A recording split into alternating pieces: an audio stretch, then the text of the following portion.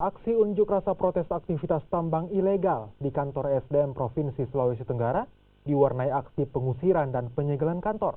Pengunjuk rasa mendesak Gubernur Sulawesi Tenggara untuk mencabut izin operasi perusahaan tambang nikel yang beroperasi di wilayah Tapunopaka, Kabupaten Konawe Utara.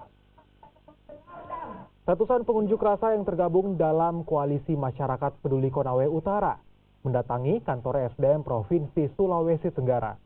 Kesal karena tidak satupun pejabat dari kantor SDM Sulawesi Tenggara menemui pengunjuk rasa. Mereka akhirnya mengusir para pegawai yang tengah bekerja untuk keluar dari ruangan.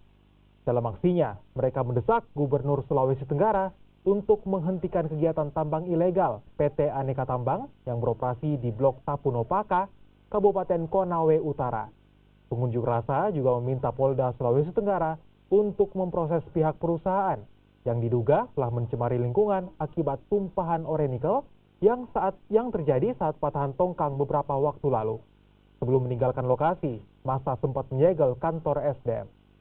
Itu akan sah, masih akan mendengarkan. Melakukan